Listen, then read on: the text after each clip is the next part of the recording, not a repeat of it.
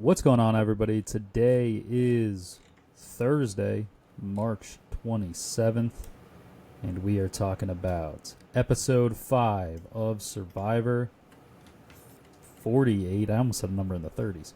48. This is the final 14, and a true stunner for me in this tribal council. I did not expect Bianca to go home. I saw people online being like, oh, as soon as she told Cedric, I knew she was going. They wouldn't show up for no reason. Well, I thought it was going to be for him to vote Say. I thought that was the reason. Yeah, so right. I was blown away. Looks like Mitch was blown away. I think maybe Cedric and Chrissy did this on their own. But yeah, I was floored. I did say Bianca felt like a random swap boot before we swapped, so that's something. But yeah, I was totally shocked. Sudden uptick in the purple edit means no good, no good for Bianca. Yeah. Yeah, I was shocked as well. I was confused first before I was shocked because I didn't know why people voted the way they did. And then I was wrong about who voted the way they did because I thought it was different people from before when they reveal it after the episode is over. But so I don't know. Do you like this move? Do you like that they voted her out because she didn't tell them that she lost her vote? No. I think it's dumb as well. Cedric, he's it's been a meme at this point that it's if you tell Cedric that you don't have a vote, you get voted out. And if you don't tell him that you have a vote, or that you don't have a vote, you also get voted out. So Justin, maybe he was right all along. I thought he tweeted about it. I thought that was pretty funny. But yeah, I agreed with Bianca telling Cedric about this because she kind of, well, let's back up for a second.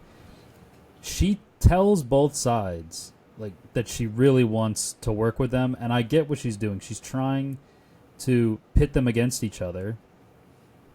Well, actually, I don't get what she's doing. If she's trying to pit them against each other and make herself the swing vote, but she doesn't have a vote, so she's almost setting it up to be a 2-2, and then kind of against her planning almost. Chrissy and Mitch think that they've brought in Cedric to get rid of Say, and then Bianca's like, oh, that's great, because now it's not going to be 2-2. And then Cedric still says that he's going to get rid of Chrissy and that he's going to vote for Chrissy and stick with Say, and then that puts Bianca back in the middle, at which point she tells Cedric, yeah, I don't have a vote. I think she's trying to build something with him, right? Because Cedric is like, oh, I don't want to vote out Say, I don't have anybody.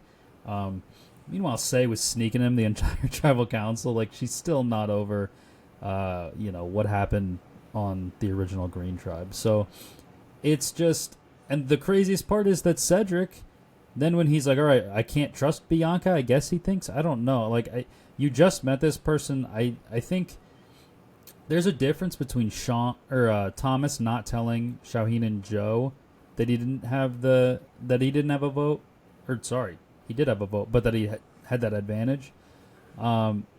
Because he was on a tribe with them in an alliance. I think when you swap to a new tribe and you're trying to like build alliances and stuff, I don't think telling people that you lost a vote is a prerequisite for any level of trust. I think that you feel especially it out. When you're obviously only working together. It could go further, but you're only being required to work together for 2 votes because they've been merging really consistently since the new era, basically.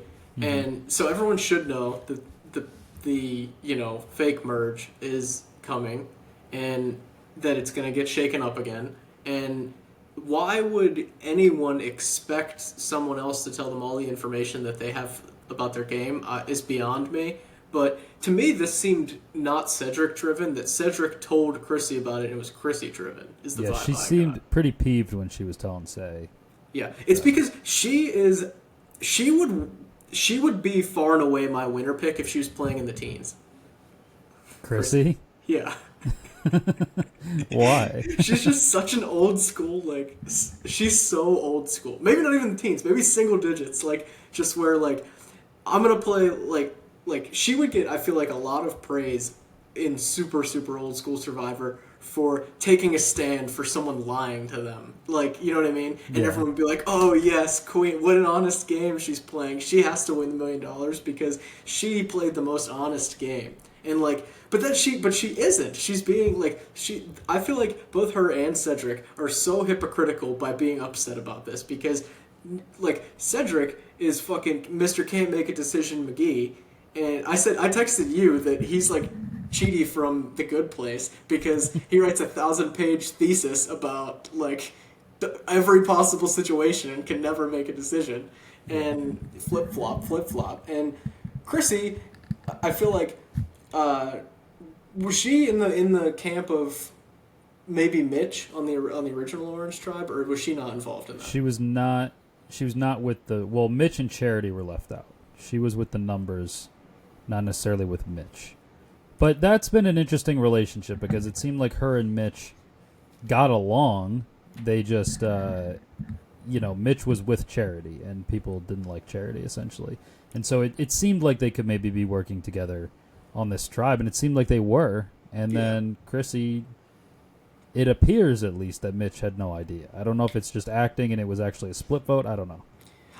Part of me is jaded as well because they just keep say will not go home no matter what, and that's part of the reason why I don't like this either. It's Cedric, dude. You know what? We've been putting Say last in the rankings. Cedric really needs to be last, actually. He's the one keeping her. Say's not keeping herself. Right, yeah, that's... I bet if you asked Say, do you think your game would be better or worse if Cedric was not on your tribe? I bet she would say better, and I bet she would say that he's hampering her. Mm-hmm. He's the only reason she's in is that he won't fucking vote her out. Yeah. Anyone else would have voted her out by now. Yeah. Like, Say immediately upon getting to this new tribe is hated by that tribe as well. Like, So she's 2 for 2. Like, I feel like that is some validation for us, at least, that she is not a good player and should not continue to stick around because it happened twice. It's not just like a fluke that it happened the first time and that she got paired with bad people. We're 2 for 2. So that's some expounding evidence. And yeah, Cedric needs to go too. I hope that there's a double boot and they just go back to back. Yeah, and so, I mean, this was really our first taste of Chrissy and Mitch at Tribal Council. They'd never gone before. And so this is our first time that we're seeing some strategy out of them. Chrissy, this is pretty bold by Chrissy to do something like this in your very first Tribal Council. Mm-hmm. Like, Cedric said he was told with minutes left, so I imagine Chrissy was really under the gun for this. I agree with you, though. Chrissy, she is very old school. I did make a note that, like, she's targeting Say because she's lazy and she eats too much and she sits out of challenges. Like, it's all, like, pretty old school, and it's, like, it's honestly kind of refreshing to have someone out there who's not like, oh, I don't see this person in my final 5, so I'm going to get rid of... Like, I like just being like, fuck this person, dude. On a personal level, fuck this person. Yeah. And wanting to get rid of him for that. So, I do appreciate Chrissy. I am just, like, a little confused because they wanted to get rid of Bianca because the, like, purples... They're like, the purples are the strongest tribe. We got to get rid of them. And then Thomas goes, and it's not only did they lose a number, but he went on a tribe where there was 3 purples. And so it almost seems like they're fracturing, even though we know that's not true. Like, Bianca feels like a safe person to keep around, and I actually I think I kind of like Bianca as an ally. I think that she's, like we saw, she's a little over-aggressive, but it's like her first time scrambling, really, and I don't know. I think she's a smart player, like, relatively. Like, she could hold her own she could play a role in an alliance. Mm-hmm. But yeah, I just don't get not getting rid of Say if you're Cedric. Like, because Bianca telling him that she didn't have a vote, for him it's like, hey, I'm saving you from doing 2-2, and like then it's going to be an issue. But she's like, just vote out. You can just vote out say if you want. Like this is new information. Like, I don't know if I'm assuming he thought that she was going to vote with him, but even if he didn't, like, hey, this is not going to be a 3-2 vote. Your vote matters a ton. Like it's not just you're voting for say and I'm the decision maker. It's actually like you could be forcing a tie, and if you don't want to be put in that situation, and I mean maybe that was the rub, is that he wanted to keep say so bad, and he was mad at Bianca for putting him in that situation. But it's just interesting, like why you would keep say, who is just every tribal council, she's just so against him at this point. It's so obvious. Yeah, I mean, I think what really happened is Bianca presents Cedric with this information. He genuinely does not know what to do with it because he sucks. And he's like, I got to tell somebody about this because I can't make another. Tell me what to do. I need someone to tell me what to do. I couldn't possibly make another decision today or ever, apparently. So he tells Chrissy. Chrissy's pissed off about it. Obviously, we get that at the end. Her talking to Say about it, saying like, "Oh, did you votes?" And I think she was just like immediately appalled by it when Cedric told her that they were like, "Okay, let's just vote her out." And he was like, "Good with me. Don't have to decide." And I think that's what happened. Yeah, I guess. I don't think there's any merit to not telling Mitch though. Is part of it too. I guess if you're Chrissy, I think it was last minute that maybe she didn't have an opportunity.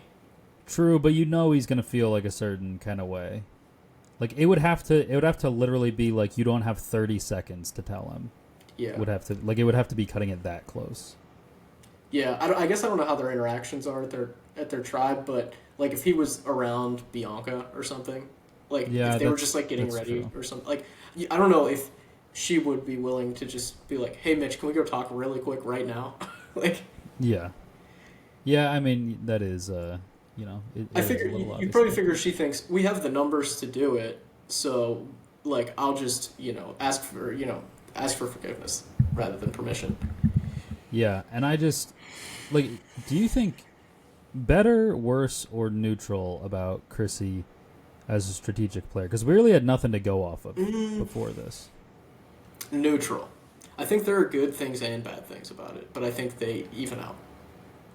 I think I overall agree. I think that it felt like maybe not the right decision, but I like that she was able to throw it together. Yeah, that's kind of where I'm at. Is like I don't necessarily agree with it, or her I don't necessarily agree with her reasoning for it, but she was able to execute it, which is good. Yeah, yeah, and I mean that's part of Survivor. Like we've had a couple players in recent seasons where it's they're progressing in the game, and we are kind of reluctantly voting them higher because it's like, hey, they have agency, whether it's they're doing the right things with it or not. They are able to get people to follow them, right? So that's definitely a thing. Anything else for this tribe? I'm trying to see. I did want to circle back on one thing that you said about how was it Mitch who in a confessional or something had said like we were originally going to vote Bianca because we wanted to fracture the purples, but once Thomas went, we decided. Was that Mitch that? Yeah, said I think. Well, it was. He might have said it, but it seemed like it was Chrissy was the one really pushing for it in the past. Right. Regardless, I think that is an excellent observation. So I think that's another positive for if it was Chrissy or if it was Mitch or if it was them combined. That's I think definitely in the pros column for me to make an observation like that, to say like, okay, we don't really like Say very much, but I think it might be better for our games moving forward. We have this opportunity. And to just make that deduction, I think, is an overall net positive as well. Yeah. I just want to highlight that. I do agree with that, yeah. I left Chrissy near the middle because, like we said, there's good and bad about the move. I think her approach has been good. Well, I'm actually a little down on her approach, but it's a refreshing approach to see.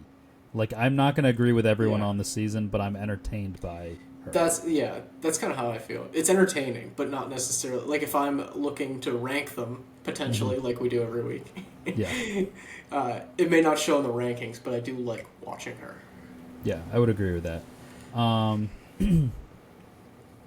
I actually did have in my notes, I forgot that I had this, that she, it felt right after the challenge, or I guess it wasn't right after the challenge because we got a bunch of Eva stuff, but right at the beginning of the scramble, Bianca was pretty much at the top of it saying, I'm going to, pit the two sides against each other.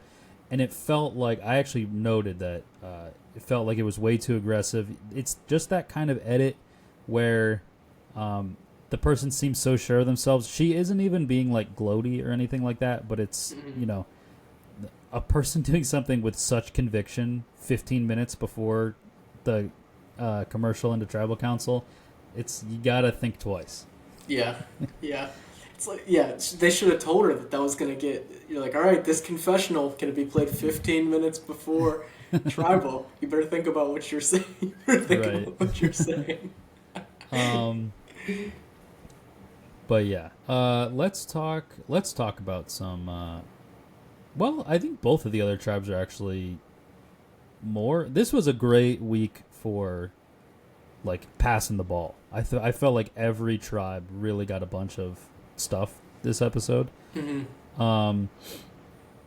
Let's do some orange though. This is we just talked about them. Let's do the purple tribe. Pretty big episode for the purple tribe. I think Eva in particular. Obviously, I think we could start with the stuff of the challenge, where she's really struggling to get the ball through the maze. Mm-hmm. It's pretty much she can't figure it out. Say and Chrissy both can't really figure it out, so she's kind of freaking out, but she has a lead, and then Chrissy gets it, and then it's like, oh shit, is she about to blow this? Mm-hmm. And yeah, she has a little bit of a meltdown, but she ultimately gets it. And then after the challenge, there's the moment of she's, pretty overstimulated with all of it. She said it's, all of the adrenaline kind of building up and then it all being done and kind of crashing down on top of her. She said she was having an episode, as she puts it. And we got the Joe moment. And we had, Jeff was crying. I would love to know if you shed a tear. I did not. No, did not. Alyssa shed enough for both of us. It was really emotional though, and there hasn't been a moment like that since I can remember watching. I couldn't call a specific moment that elicited emotion like that. Certainly the family visits and things like that are never that raw, I would say. Mm-hmm. I don't know. It was good TV. I'm not usually one for and that's the difference between I'm not always pro family visit, pro letters from home episode. I'm usually I think it takes up a little too much time. Obviously it's good for the players out there, but to see it on my TV for 15 or 20 minutes, I don't really care that much about it. Obviously they can do it and be happy or sad about it, but this is something I definitely I was glued to the TV, just being able to even for a second kind of understand what she was going through in the way that she explained it. I thought was amazing, and I just thought it was such a good moment. And Jeff was internally probably yes, this is yes. I don't know. I'm sure he would have navigated it so well if she ended up losing that as well. Mm-hmm. But I'm sure he was so excited for her to pull it out in the end that it was overwhelming. Yeah, I think my takeaway from this is I'm kind of with you where I don't love the manufactured kind of stuff someone can't get across the balance beam. Let's Jeff, I'm going to make a big deal about the challenge is over, but you, Suri, you finished the balance beam, and everyone's going to get really into this and cheer him on. And I'm okay, I guess it's if she thinks it's a really big deal for her to get across the balance beam, I guess it's sure, but feels a little forced when Jeff is hey, how about keep fucking going, the challenge is over, but just keep doing it, right? But I feel like something like this where it is just organic and natural, and I'm into this. I think it's at the end of the day, it's a show about it's the social experiment, right? It's about people and emotions and all that stuff. And I like Jeff pointing out that Joe he's kind of putting out their relationship, right? That she's obviously close enough for him to care enough to do this, and for him to like be ready to leap into action, right? And but Joe, he was never gonna say this is gonna blow up my game, so I'm not getting over there. No. Well, this cements his game, I would say. Yeah. Like rather than blows up, like I feel like this. If say he makes it to the end, this is like a cornerstone, or not a cornerstone, like a keystone of his like Survivor resume. Yeah, this is why he will not win. Yeah, this is why he will come in second. No, he's not getting to the end. No, I know. But yeah, I didn't know it was a rule that they weren't allowed to like interact like that. Yeah, I think that it's. I mean, they talk to each other and stuff, right. Or like they have. I guess making like physical contact. That's honestly probably a rule for the flip side, because like there was some. There's been some rowdy challenges and like mostly like teens like type of eras where you don't want the two tribes having a really physical challenge and then doing anything really after the whistle. So I get that. I guess I don't know. I guess I was trying to rack my brain. I was like, maybe this is the first time that after a challenge two people on like opposite tribes. I mean, Boston Robbie pulled Lex aside. If you can. So, what's the precedent, really? Who knows? Yeah, that's true. I liked, while we're on the topic of challenges, I liked the shit-talking, Charity's shit-talking say. Was that in the reward challenge? Yeah.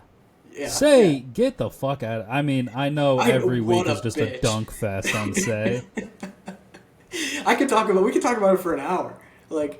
Are you she pisses me off. I just can't with her. I don't think she is up there with Liz for amount of time I've spent shit talking someone on episodes for a season. Just like every single thing out of her mouth, I'm like, disagree with that completely.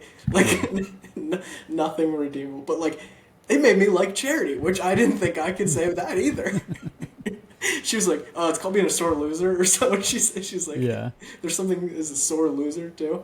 I thought that was a funny moment. Also, Jeff, did you catch the Jeff sassiness in the?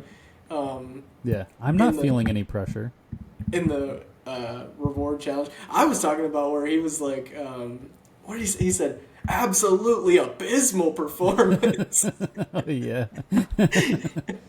Yeah, he was. I did have that thought. I do remember that now. Yeah, where I was like, okay, Jeff, a little old school. Yeah, kind of fucking. He's getting in everybody's grill a little bit. I like that.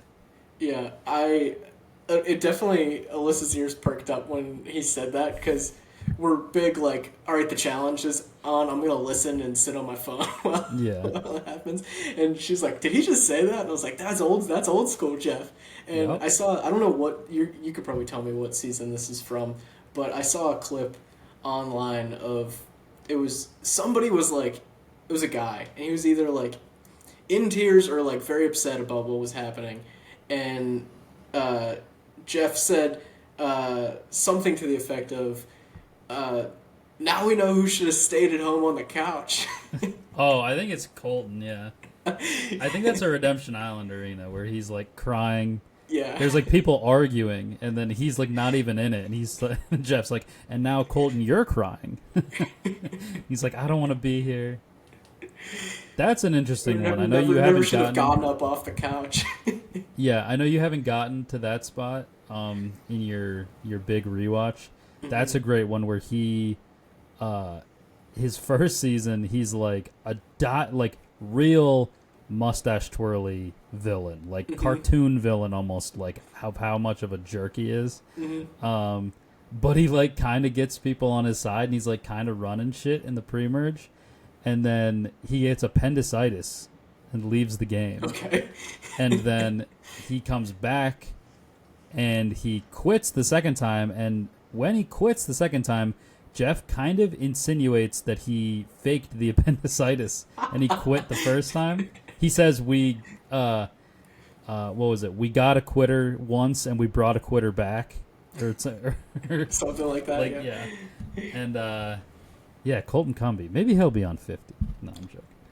I just like, I like sassy Jeff. I like when he gives him the business a little bit. Yeah. He's push over Jeff, yeah. Yeah, he's way too soft. At least calling the challenges how they are and being like, hey, you're sucking right now. Like, I like when he inputs, his opinion if someone's doing bad. Because all the time he's like, great job by whoever doing this immediately. Yeah. Mitch, because Mitch is the first to do everything. Mitch, challenge beast still. He was dominating throwing the bags at the spinning thing and also bouncing the balls into the net. He's like, he is Survivor built in a lab for pre-merge challenges. Yeah, just the kind of like carnival game kind of bullshit that they put along the it's all like obstacle finesse, course. Like tangentially athletic finesse. Right. Yeah. Yeah, where it's like you would never consider this guy an athlete, but he's doing something in front of me right now, and I don't. Yeah, like would not pick Mitch to like win a 3-point contest. Would pick Mitch in like lawn darts. Yeah, absolutely. But yeah, also say, by the way, when she's really mad at everybody celebrating the win, she sat out of that challenge. So. Right, she didn't even do anything. Yeah, maybe you should have played. And that was hilarious, too, when she's... So Chrissy's mad at her for being like, oh, I needed a break. I haven't, like... First of all, there are no breaks. Like, if you... I get in your head being like, this is a lot... it would be really nice if I could get like 5 minutes off or something like that. I get that feeling, but telling other people like I deserve a break. I mean, that's part of like the say. Just like I do think she has a general like entitlement deal where she's like, well, I've done this for you or whatever. Like she makes up in her own head that she's done all these things for Cedric, right? When really she just walked up to him and she was like, we're in an alliance. Yeah. And she picked the one guy who was incapable of doing anything himself. So he's like, thank God somebody said it. Like, right. I don't have to do anything else. Yeah, but I mean, it's just like, she just like says something. And then if you disagree, it's like, well, that's not what we've established as the truth. And it's like, actually, it's just not your opinion. Yeah. It's not what you want to happen. Yeah.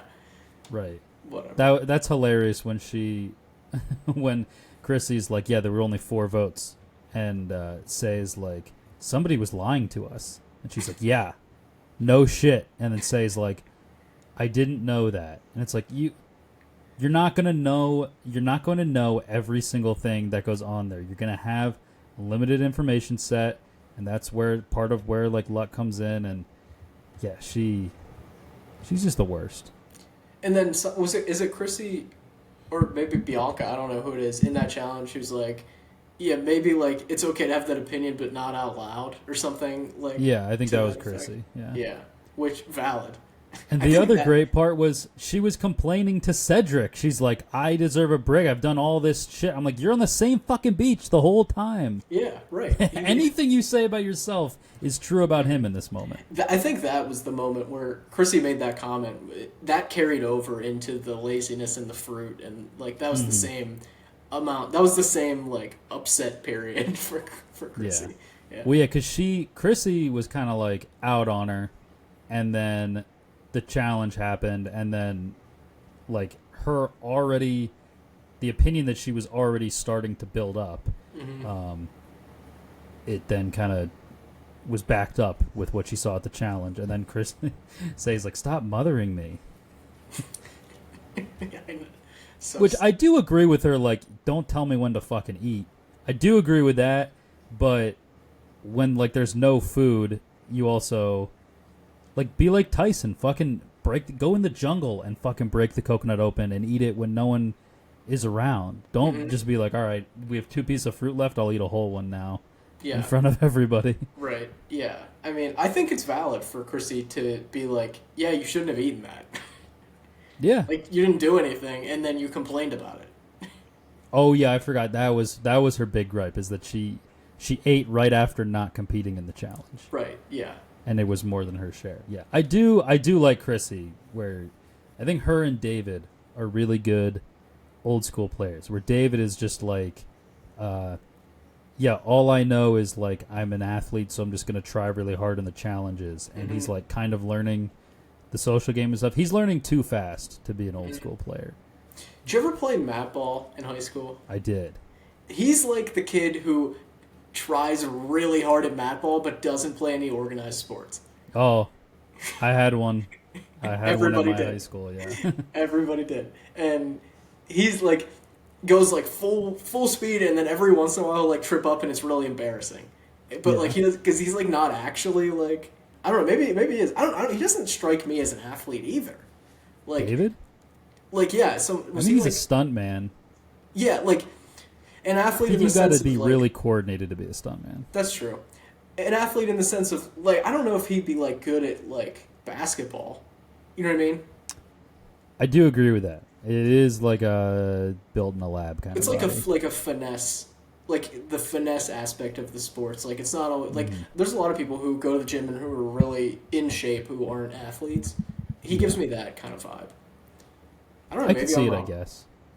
I mean, and also part of like being the stunt man too, right? Is like there is a coordination level and all that kind of thing, and like body control and shit like that. But again, like yeah, any ball oriented sports, there's just like a level of skill that if you never played it, you'd kind of look stupid doing it.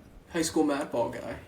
Yeah, there you go. Let me see. I'm looking up his bio. It's gonna say like went to college for something that, I don't remember Yeah. that. I don't remember seeing. and I'm something gonna be like that. completely wrong. Went to The college. there's two other things at this tribe, the Purple Tribe here. One was the trip to the sanctuary. So after they won the reward challenge, which they fucking dominated that challenge.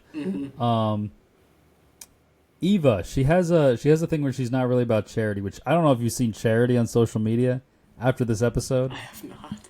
Oh my god, because Eva, she's like, yeah, I don't know what it is. She's like, I'm autistic. I suck at reading people. But if I had one read, it's that Charity seems really fake. And then Eva has this big moment later in the episode, and Charity is, right there patting her on the back and everything. And then Charity, she had like two posts, and one of them was like, I think it was like a picture of her hugging Eva, or like the group hug like on Eva after the challenge, and she was like, yeah, thinks I'm fake and only and refuses to work with any other women, but I still got your back. And it was like the most transparent, like backhanded compliment of all time, or like backhanded, like I got your back kind of thing. And I'm like, this is kind of exactly what Eva was talking about. That's what it's not the first time this season where I've texted you and said, for someone who's self-proclaimed not good at reading social situations, then 2 seconds later turns around and makes an incredible personal social read, like on the dot. Like that's what I was thinking too about that whole charity scene at what you call it, at the sanctuary. Yeah. So I was like, this is like over the top dramatic, like right now. And immediate read by Eva. She's like, now take it with a grain of salt because I am not good at reading social situations. And then is on the money with it. But I just think it's funny she always prefaces it with that and then is right. Yeah. I really can't remember another person who was as casually bad at the game as Charity. Or like as passively bad. Like she hasn't made a good first impression on anybody. And the people who get to know her, it's not that much better either. Yeah, it's like she doesn't redeem herself. Right. And the thing is, I don't think she's done anything that bad. It's just everything sucks a little. And then it's just built up to Charity sucks. She just seems to be like one of the people out there who everyone's just like, yeah, let's put her out because we just don't really like having her around. Yeah. Yeah, she's fake, and there's just some weird thing about about charity that I She don't. just doesn't fit in, or for some reason, or I don't know. Yeah. Yeah. That's another. I want to talk about people that you knew in high school.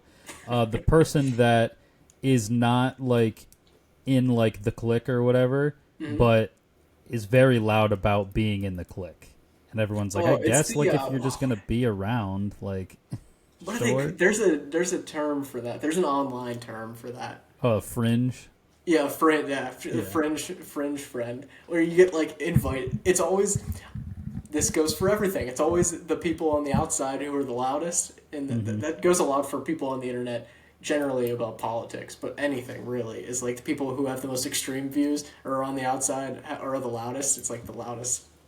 Yeah. You're getting the most of the chatter from the 5% on either side. That's the fringe friend too, because they're just the loudest about like, what are we doing this weekend? Or like they're like very, very over the top with it. Probably, and it's because they're insecure about being in that group. But right, they're like, I got to be so over the top about being in the group that no one questions if I am in the group. They know that Charity's in the group.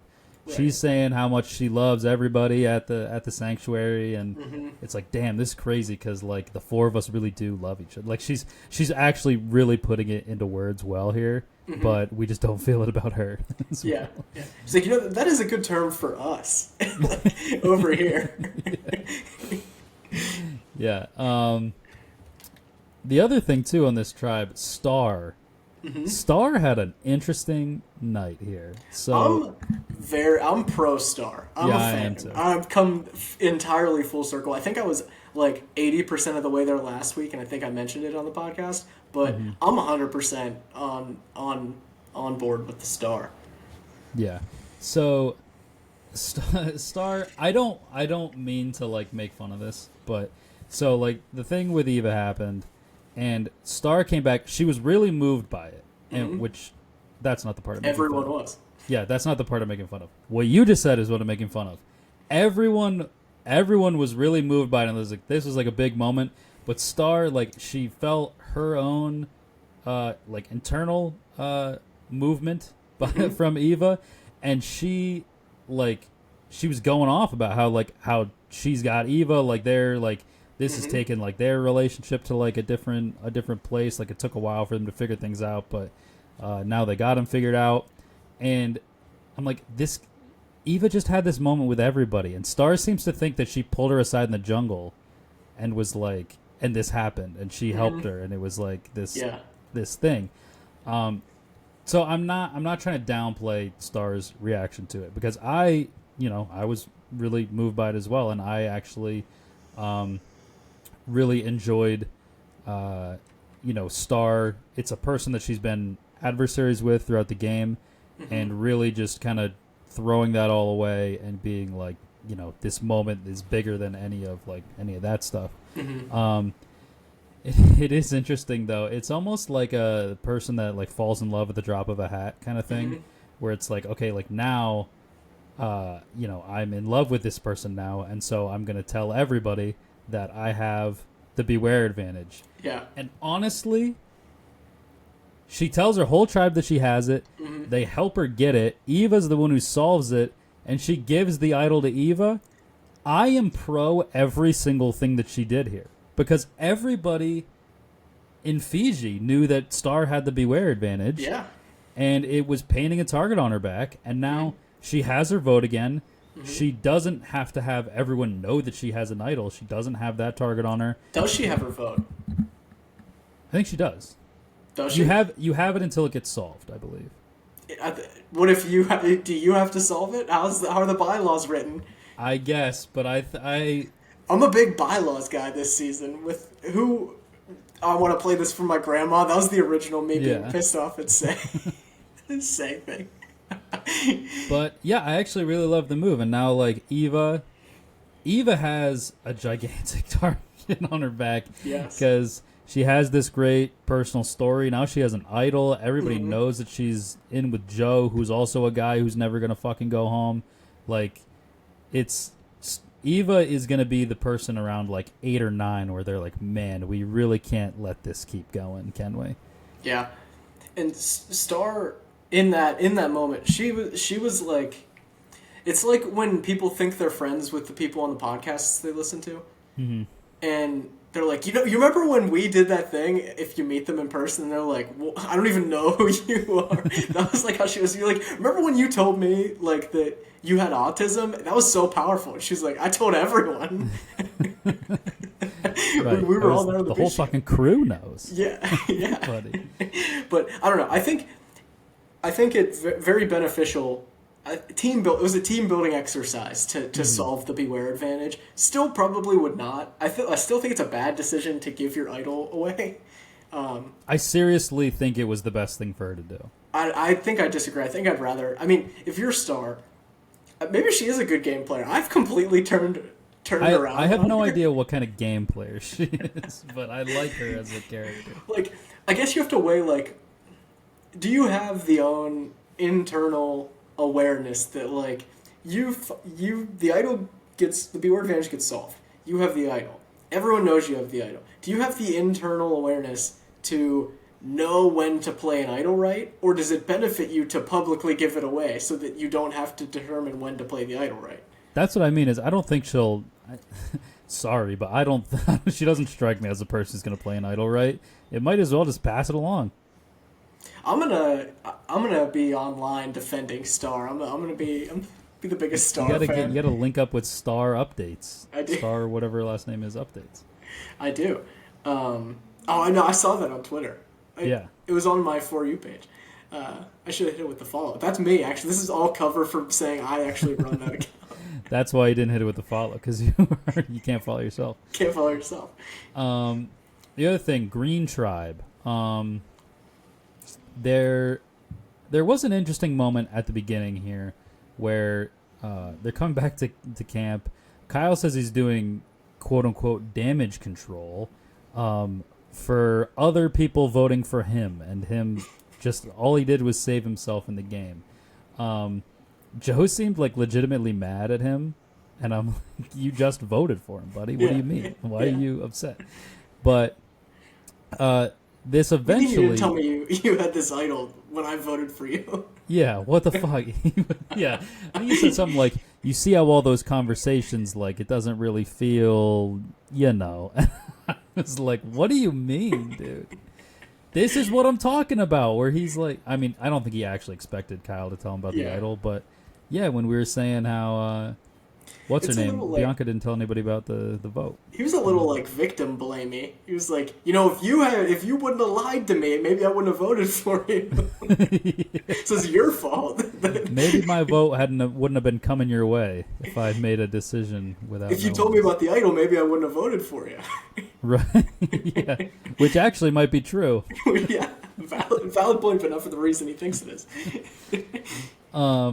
But yeah, the other big thing from this tribe is we had some Shauheen personal content about his family. We had some Camilla personal content about her family. We had some Joe in there as well, and Kyle jumped in.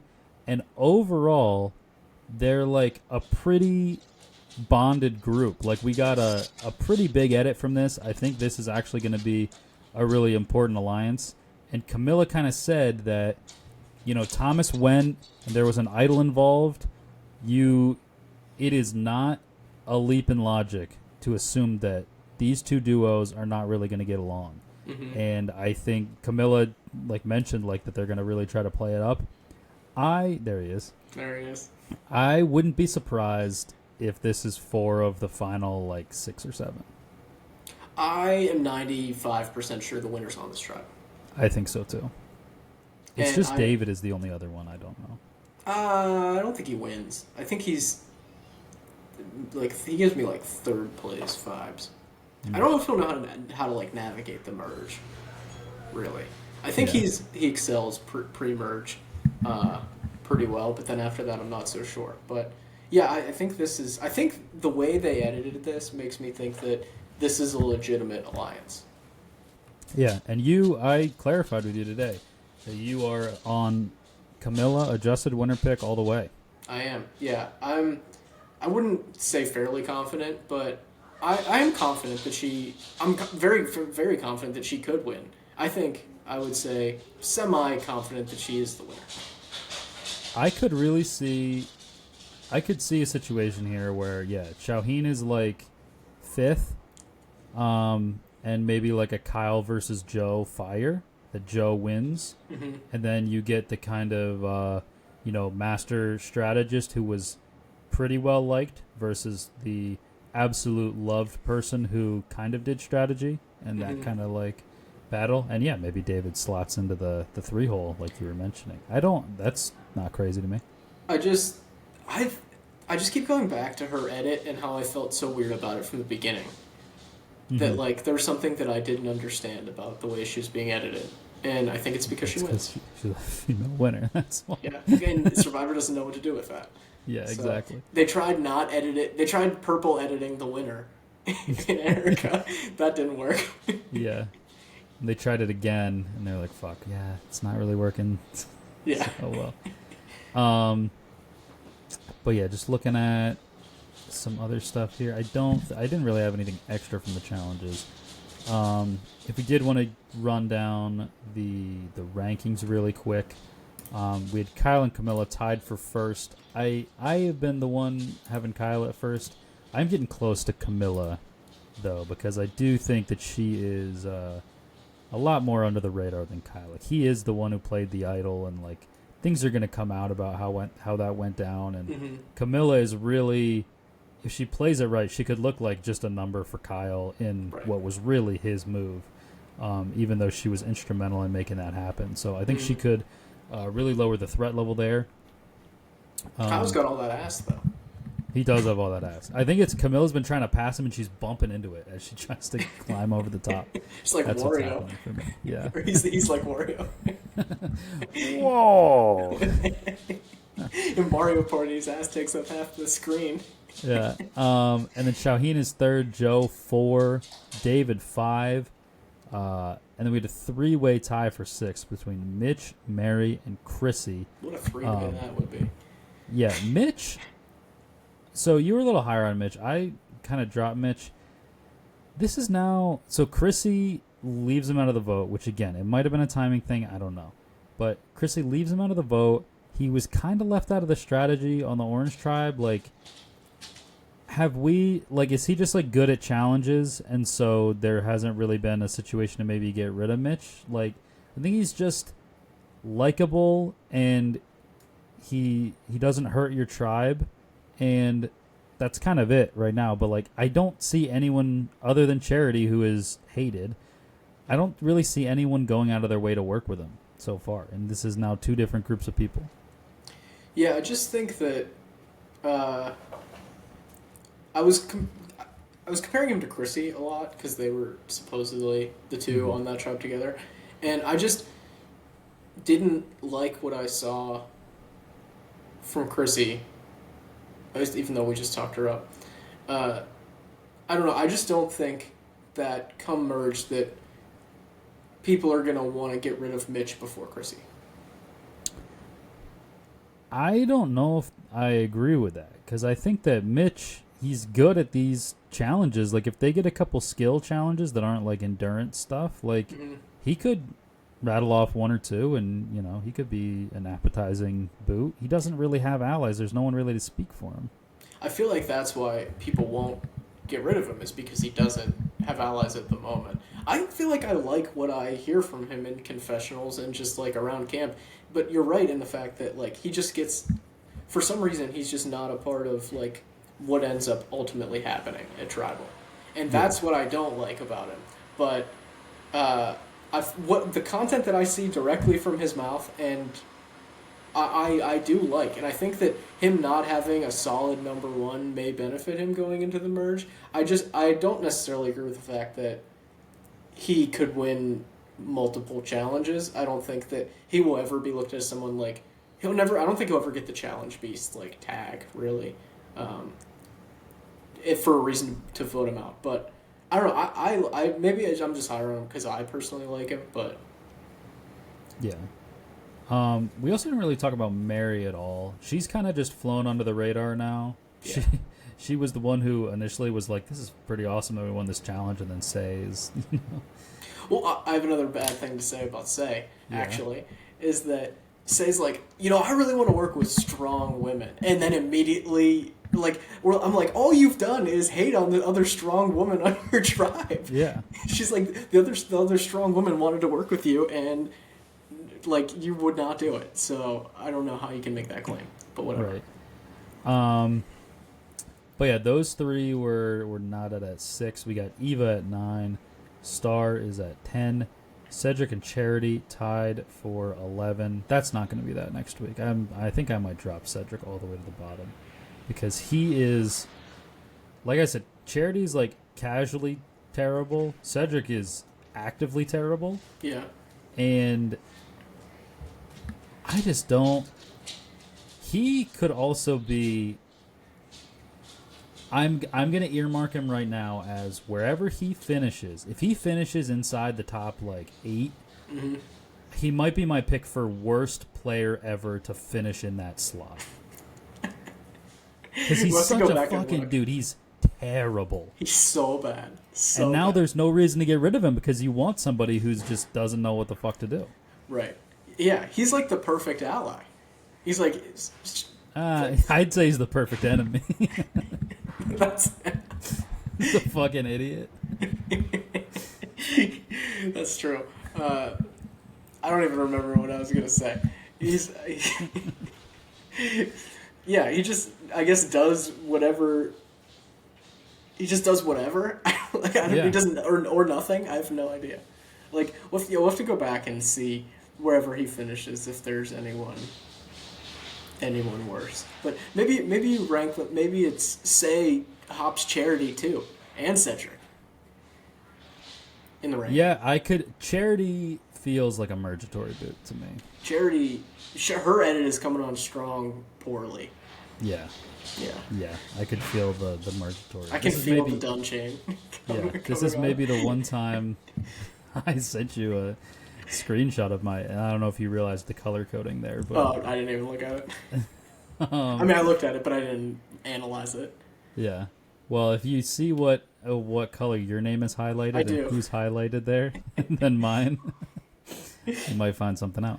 And I should maybe change that. Maybe I should dump Cedric, but yeah. Speaking of that, let's get to Chung Chung. The dun chains. So we both have Say dun chained, and then Dave has Cedric and Mary dun chained as well. Like you kind of alluded to, I'm not going to beat around the bush here. I am doing Charity. I've kind of already talked it to death. The notes that I have here for her, we've already talked about. But yeah, it's just no one has any kind of interest in working with her besides Mitch, who I just kind of mentioned, like low-key also doesn't really have any gas. And yeah, it's just I think this merge is going to be really interesting. I'm trying to remember. There's a season that this reminded me of, and I had it last night, and now I can't remember it, where all of the good players were also all the ones that were connected to each other. It might be Heroes, Healers, Hustlers, maybe what I was thinking of, where like everybody against the healers, we had the heroes and the hustlers kind of like based on their swap tribes, they kind of worked together, and then you had like Ryan and Devin and Chrissy and Rimmer and Ben, like they were all kind of just like naturally together against this group of healers that were like Joe Cena and fucking Cole, and like the only kind of okay player on their team was Jessica, who got voted out first. And it's like, so yeah, I really do think that we could see that kind of tank of a foursome that we were talking about with Camilla, Kyle, Joe, and Shaheen.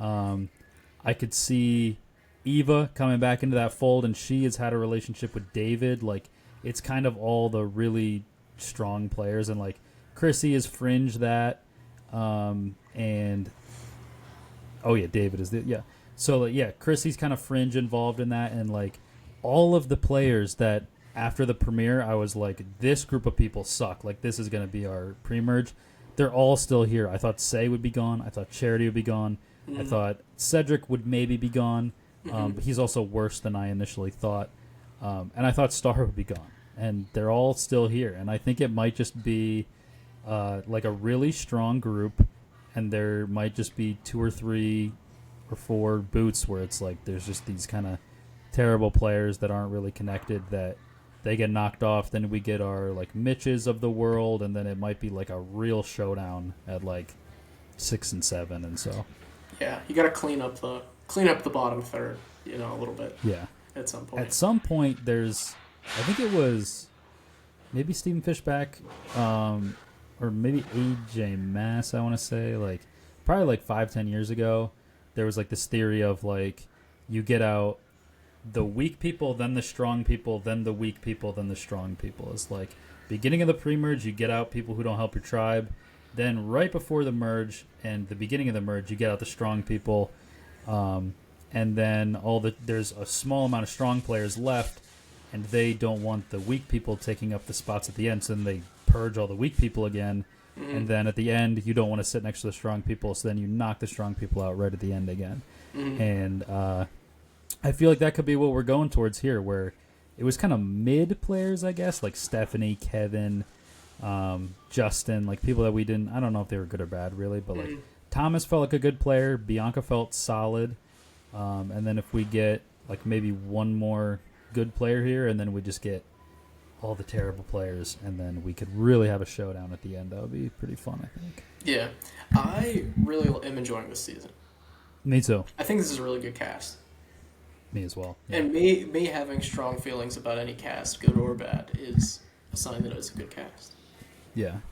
The one thing I want to close with here, got a couple minutes left. Hearing a lot of rumors for Survivor Season 50. I was telling you about this. It's been kind of all over social media, so I've mentioned this a couple weeks ago. Anytime I really hear something about Survivor Season 50 cast, I'm probably going to talk about it. Mm-hmm. And I try not to spoil the season. Like if I hear like, oh, this person, like they're in the final 3 because of this, this, and this, like try not to ever say that on here. But like future season cast, I feel like that's fair game. Mm-hmm. There's been some traffic of a lot of the favorites to return from the new era. A lot of them posting on social media things of like, Carolyn said, hey, my summer just freed up. If anybody has a contact at Deal or No Deal Island, David Gannett just won fucking almost $6 million on Deal or No Deal Island. And like Jesse, he did the Avengers Doomsday thing or whatever, and Rome, he included himself in that as well. But so according to Redmond, who is like pretty much the most reliable Survivor spoiler in the history of the show, according to him, there was a massive purge of new era people in this most recent round of casting cuts for season 50, and there are 3 new era people left. And I was kind of trying to think about it, and I came up with a short list of like, I think Jonathan's definitely there, and then I think it's some mixture of like Shan, Marianne, Dee, and like Jam maybe. Or like those were the initial people that came to my mind. Maybe like Omer. I don't know. That's just kind of what I was thinking. But yeah, it seems like there's a lot of pre-40s people who have played 2 and 3 times that are getting brought back, and I don't know. The before Winners at War was rumored, I was really into the idea of like a legend season, because we really had a lot of, I would say, underwhelming all returnee casts. Like I thought Second Chance was really good, but then it felt like in the 30s when we were bringing people back, and really some of the 20s too, it was like, I don't know, like this is a pretty whatever group of people outside of 1 or 2. And I really love the idea of a legend season, of essentially like Heroes versus Villains was 20 of the maybe like, or at least like 15 of the biggest like 40 names in the show's history, it felt like. And I was like, yeah, if 40 could be, like legends or something, and it's like something along those lines where it's essentially everybody from 21 to that point, right? And kind of doing the same kind of thing. I was really into that idea. I think my guess is going to be that it's a really good and probably fun collection of players that's not quite going to be what the fans want. Yeah, I mean, that's usually where they hit the mark most of the time. Is Yeah. like, yeah, it's pretty fun and like enjoyable to watch, but like it's not what we wanted. Yeah. You know, it's like if you get like, if you wanted, what is a good example here? If you were a kid and you wanted an Xbox for Christmas really bad, and because you really wanted to play like the new COD or Halo or something like that, and your parents got you a Wii because they didn't like the violence of the games, and you're like, well, I mean, yeah, it's still fun and like I like the Nintendo games and stuff, but like I really wanted the Xbox because that is like I want to play with my friends and I wanted the violent games and stuff like that. It's like, yeah, it's still like gonna be a good season, like because they're getting returnees and we're gonna like to see all of them play, but like, you know, you didn't really listen to us. Like for a season that's supposed to be for the fans, not listening to the fans, except for the questions. Yeah, except for the questions that you asked us. Yeah. Like, you didn't say, like, what do you guys want out of this? They're like, here are the predetermined questions. This is for the fans. Like, Right. you know And what that's I mean? hilarious because they're part of the in the hands of the fans deal was Jeff was like, we've never done something like this before. And it's like, actually, the one time that you kind of have done something close to this was Second Chance, and it's one of everybody's favorite seasons. It's like a top 10 season, really consensus of all time. And part of it is because the fans voted on the cast. Yeah.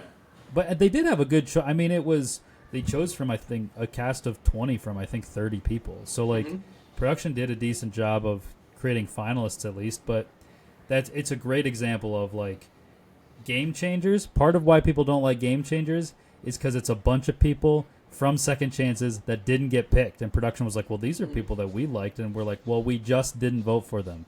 Nobody wanted to see Brad Culpepper again. Nobody wanted to see Troy Sand again. Like I don't know why. They're just two people that I remember, but Yeah.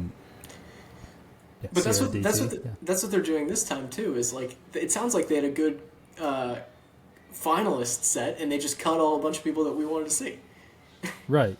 Yeah, I'd love to know. I mean, I heard that they had 50 people left about 2 or 3 weeks ago. Yeah. And it sounds like they made a sweeping round of cuts to where I would bet they're at like 30 right now. Yeah. And I bet that they're trying. I bet they've got their shoe-ins, and then they're saying, okay, who based on those shoe-ins, who do we like almost have to cut because it's like there's who a complements conflict. them well or who is Right. too similar, things like that. Yeah.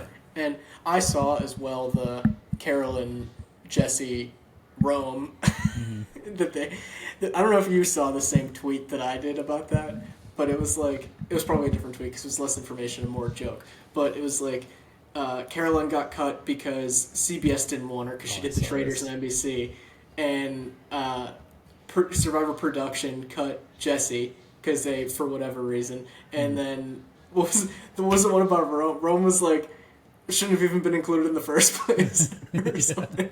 I don't remember what the exact. I'll have to find it. Yeah, it's so funny to me that like New Era, it's been like this is maybe part of the issue and why they're like, yeah, we got this group of characters that we know are fan favorites, we're gonna bring them all back, and it's like actually that's what we wanted like 5 years ago. This is again like misreading that, where I think there have been a decent chunk of New Era seasons where people didn't really like the cast, or at least the people who got pretty deep into the game, and Survivor's like, oh, okay, they don't like these casts, so let's cut all of them. And then you're like, well, wait, it's still 4 years of the most recent, like, well in people's mind, like players. Like, there's not 0 people that we want back. Like, we don't want 50 to be all return or all New Era people, but we want like 7 maybe out of like a season of 20. Like that's what This Twitter thread is cracking me up. I agree with you, but it was I think cutting Carolyn was a CBS decision. I think cutting Jesse was a Survivor production decision. I think cutting Rome was a common sense decision. And the first comment was, I don't know if the original poster was being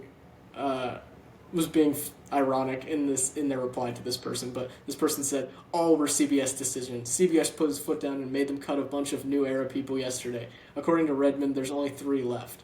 And he said, he replies to that and says, "Whoa, thanks for the insight." Like, obviously they were all CBS decisions. They're fucking casting the show, dumbass. Oh man. Yeah, so I Twitter.